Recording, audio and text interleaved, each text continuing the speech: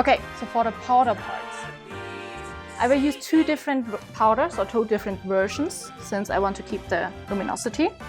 For the matte parts, I'm just gonna use translucent powder, which is pretty much the easiest powder we have. It's the most common powder. Exactly, you can use it for anything. You can use it for setting, for baking, for retouching, Exactly. anything. It's a loose powder, it comes in different colors, so you will find your own shade somewhere.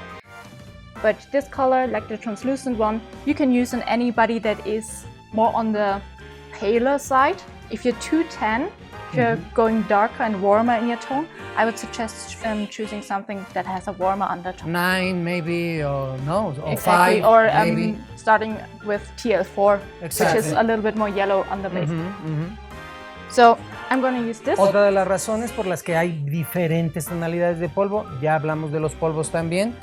Y bueno, aquí estamos aprendiendo cómo ella está sacando el punto de, en unas partes voy a poner un polvo mate y en otras voy a poner otro tipo de polvo para sacar partido nuevamente. And also here we have different choices. So if the skin is not very oily, I can use just a powder brush and just dab it on the areas that I want mattified. But if the skin is very oily, a powder puff is the better choice. Yes, because it's more heavy. Exactly, no? you get a lot more powder, and also the material of the sponge will suck up a little bit of oil. Of course. So when I use the powder puff, I really work the powder into the puff and then do this Okay. to get rid of the excess. So like that. Then this shape is great because you can have your finger and you can reach all of the little crevices. Again, under eye area and so on.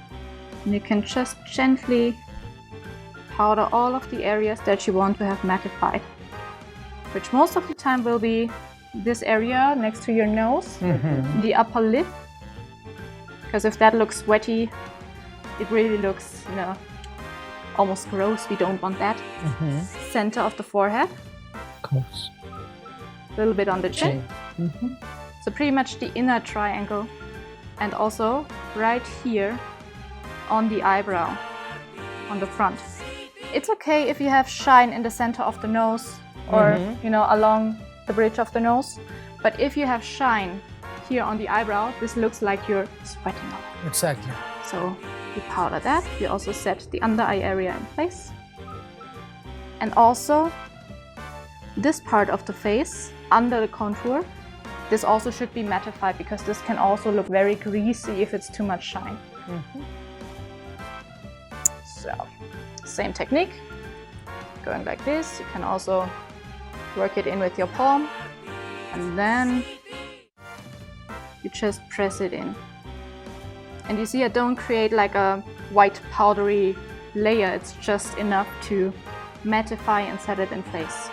And I don't want any more than that. Bien, acabas de aprender otra técnica. Yo cuando usé el maquillaje base crema te enseñé que una de las formas que también se tiene es frotando la borla consigo mismo. Y acabas de aprender aquí otra en donde más bien le quito el exceso. Yo lo meto dentro de la borla.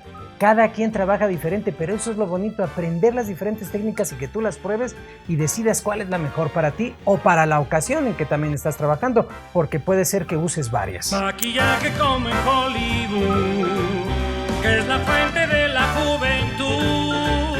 Como estrella tú serás bellísima y sensual.